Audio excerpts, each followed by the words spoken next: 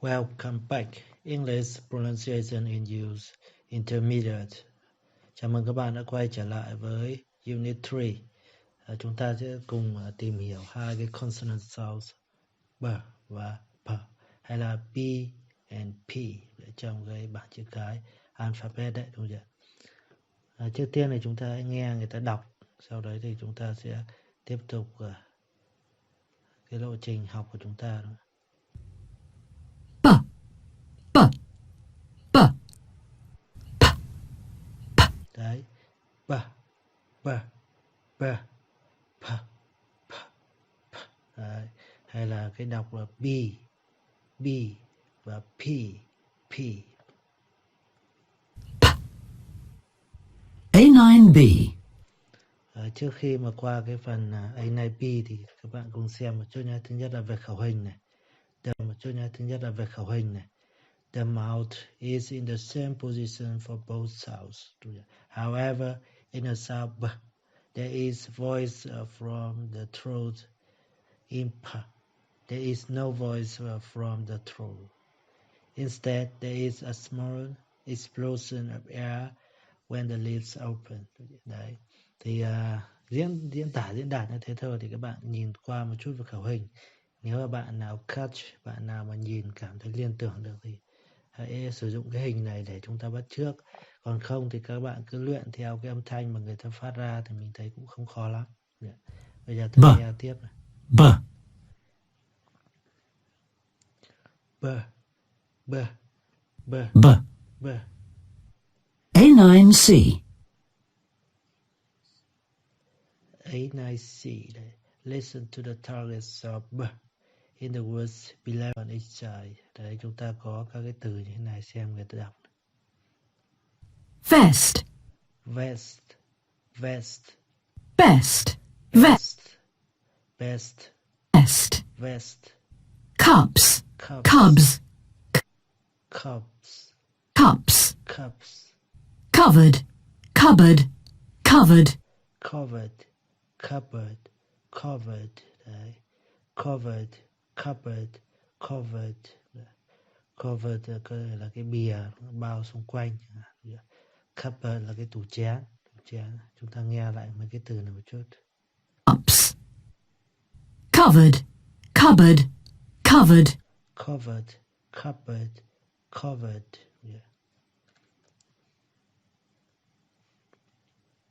A9D. A9D. Listen and repeat these examples of the targets. By. Sound. Bird. Bread. By, bird, bread. By, bird, bread. Rubber. About. Able.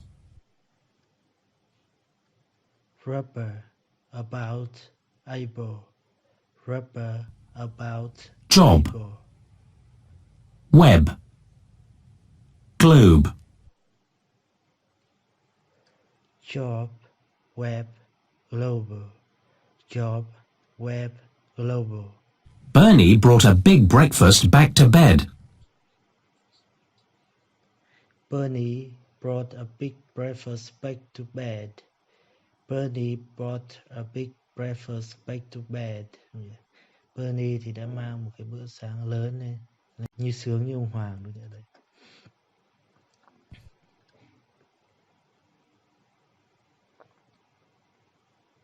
A10A. A10A, chúng ta sẽ nghe cái sound P.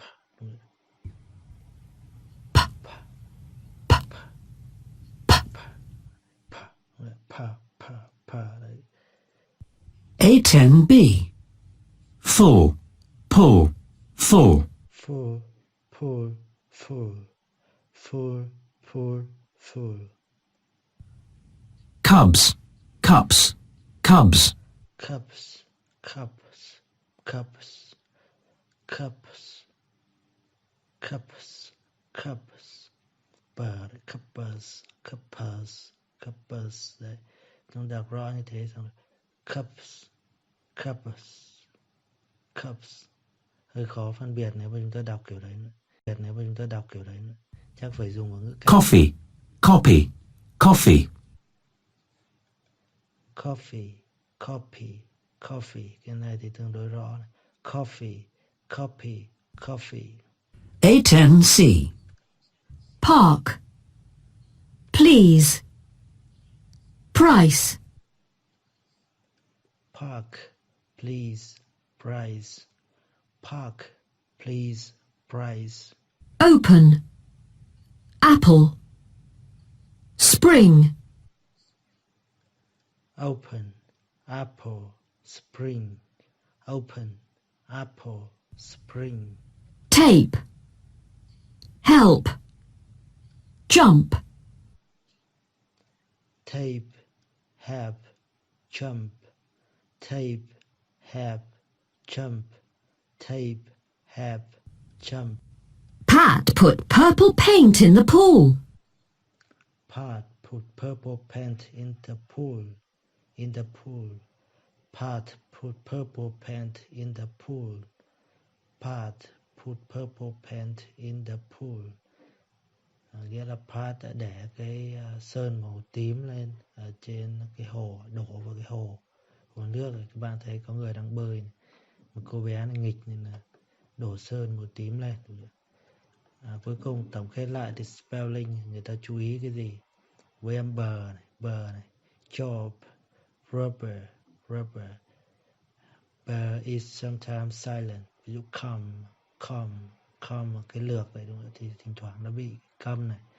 Thứ hai là per, open, apple. PH thì chúng ta pronounce F. Đấy. For example, phone thì PH này đọc như là F, phone. P is sometimes silent. For example, psychology thì chúng ta không đọc cái P này.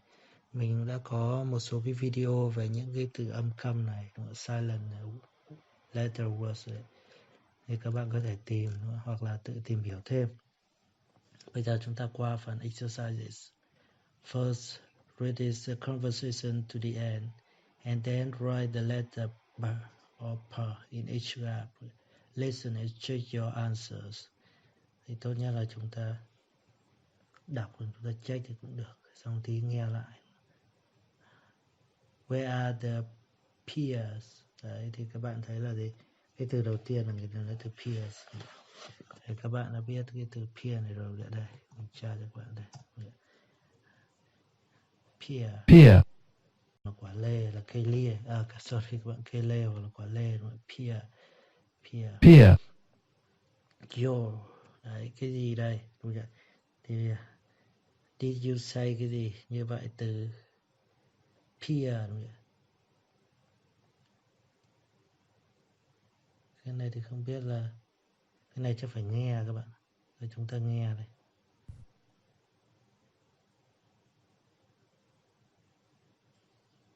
A11. Where are the pears? Bears? Did you say bears? Pear, xong rồi anh này lại did you say bears? Did you say bears? Như vậy chỗ này đều là bờ cả. Không hiểu làm sao mà đoán được. Anh này đứng đầu thì chúng tôi biết hoa. No, pears. No, pears. Đọc nó không giống pear các bạn ạ. Đây người ta đọc giống pears. You know fruit. Đấy, như vậy là đây là có cái xác định là trái cây thì chắc chắn là pears. No fruit. Oh, I see. Pears with a P. Oh, I see, pears. Sao người ta lại đọc là pears các bạn nhỉ? Như vậy không biết là từ điển vừa rồi mình tra có gì sai không? Ta tra cái từ điển online. Pear. Pear. Như vậy cái từ điển này là phiên âm sai này. Hoặc là người ta đọc sai chứ không phải phiên âm pear. Đấy là lý do vì sao mà người ta nghe nó bối rối đúng chưa? Pear. They're in the pack. They're in the park.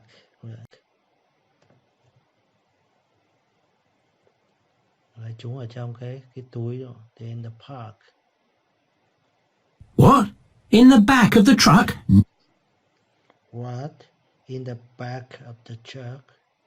Anh kia mình nói park thì anh lại nghe thành gì? Back. Nói đằng sau cái xe tải. Thì anh này mình No, in the pack. No, in the park. Đấy. Trong cái túi ấy. You know, with a P. Đấy. Oh, I see. You know, with a P. Oh, I see. Pack with a P. Oh, I see. Park with a P. Would you like one? Would you like one? No, I'll have a peach, please. No, I have a peach, please. Đấy. Anh nói là peach. A beach. Đấy. Lại nghe nhầm. Đấy. Nó quả đào. Peach. Peach. Đấy. No, I have Peach. a peach, please. A beach. Play the recording again. Pause it after each six line. You say those lines before listening to him saying them. Bây giờ chúng ta tôi lại nhất là nghe lại một lượt cái này thôi nhỉ. Nghe lại một lượt. Không biết là từ đâu nhỉ. Chắc từ đầu đấy. A11. Where are the pears? Bears?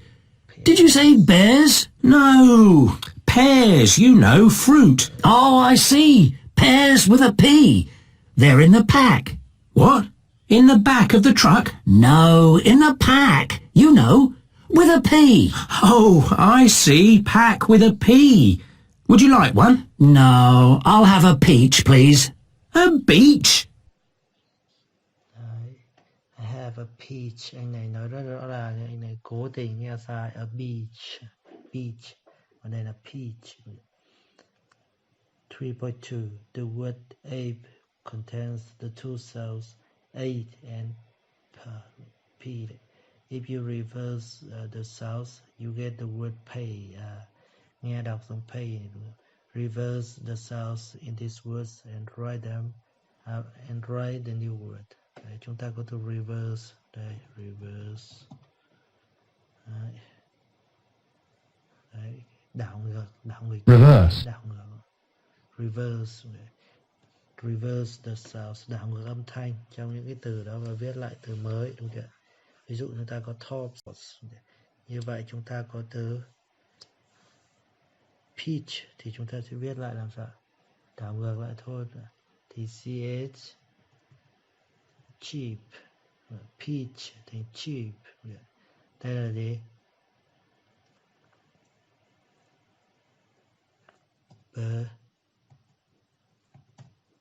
Back. Back. Đúng chưa? BAC thêm K vào back. Chúng ta có leap thì chúng ta viết lại là thành gì? PIL, pill, viên thuốc, pill. Chúng ta có step thì chúng ta viết lại là gì? PE, pets, pets, những cái con vật, đúng chưa? Và chúng ta có từ keeps thì chúng ta viết lại là gì? Và chúng ta có từ keeps thì chúng ta viết lại là gì?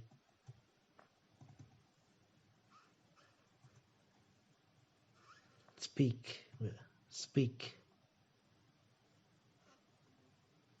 Được không ạ? Chúng ta đổi một chút E thành A, speak.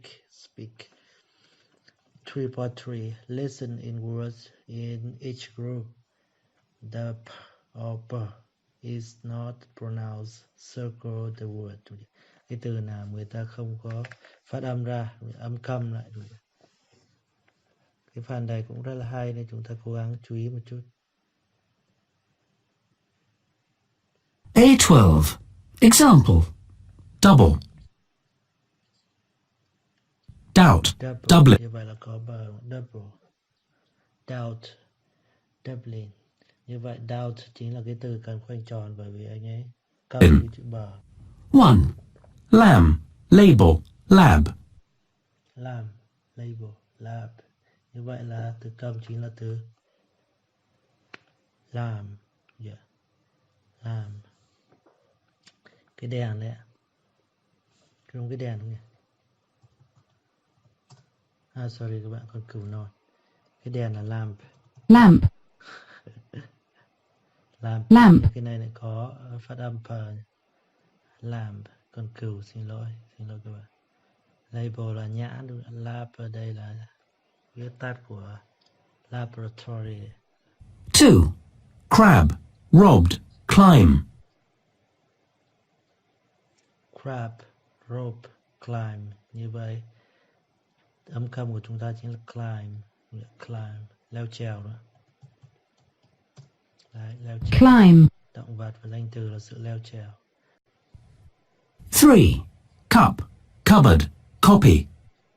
Đấy, cup, cupboard, copy. Như vậy ở đây chính là từ gì? Cupboard. Chúng ta cũng tra từ này để chúng ta thấy đúng không?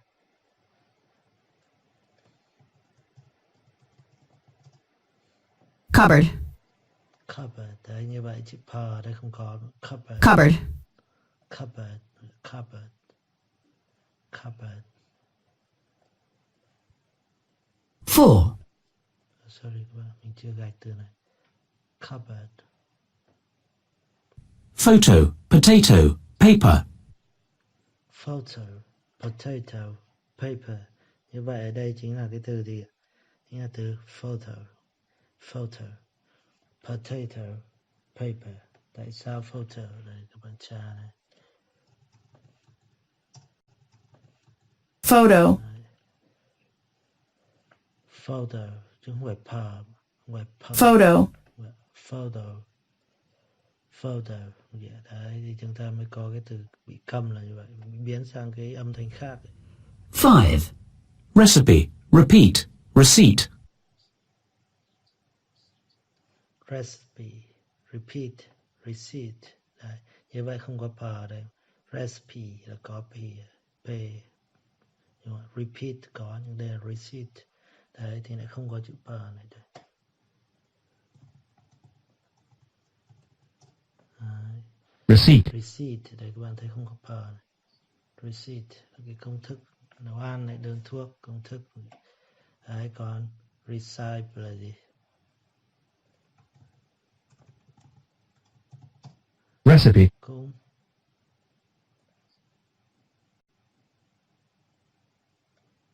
đây là sorry recipe rồi mình lại đọc lộn. Recipe cũng là công thức, đơn thuốc. Recipe.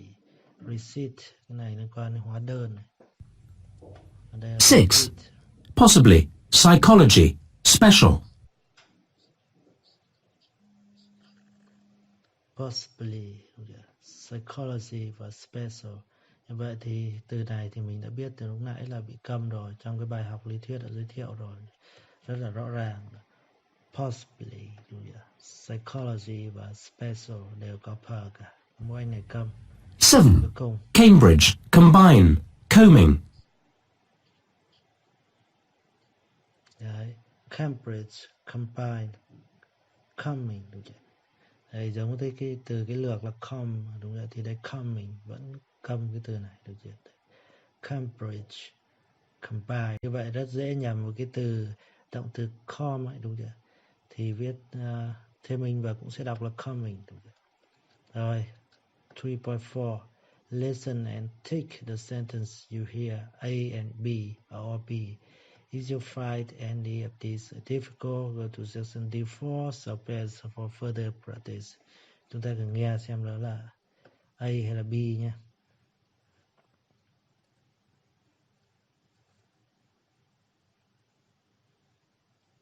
A13. 1. There's a bear in that tree. There's a bear in that tree. Có một con gấu ở trên cái cây đó. There's a bear in that tree. Đây là pear. 2. He had the peach to himself. He had the peach to himself. He had the peach to himself. He had the peach to himself. Như vậy là B. 3. They've earned it.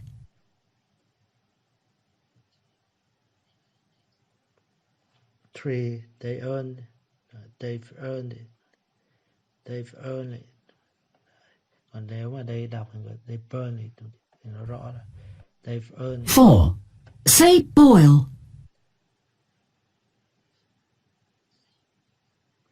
Say boils. Say boils. Đấy, còn đây là save oil. Đấy, hai cái từ đầu đã khác nhau rồi. Một anh là save. 5. Đây, save. This is a nice affair. This is a nice affair. Như vậy là gì? Đây là một cái buổi hội chợ. Đó là this is a nice affair. Buổi fair mới là hội chợ. Sorry các bạn. Đây chúng ta có affair. Công việc. Affair. Chuyện, vấn đề. 6. Affair. Would you like a coffee? Cùng là gì? Would you like a coffee? Khá rõ đúng không? Would you like a coffee? Còn đây sẽ là would you like a copy? Copy. Đấy. Như vậy đọc lại là gì? There's a bear. There's a bear in that tree. He had a peach to himself. They've earned it. Say boy, this is a nice affair. Would you like a coffee? Đấy. Như vậy là chúng ta đã kết thúc cái bài học số 3. Đấy. Cũng không khó lắm, nhưng mà cần phải luyện để mà phân biệt ra có những cái từ khá giống nhau khi người ta đọc liến thoáng, đọc nhanh, nhất là đọc ở trong câu.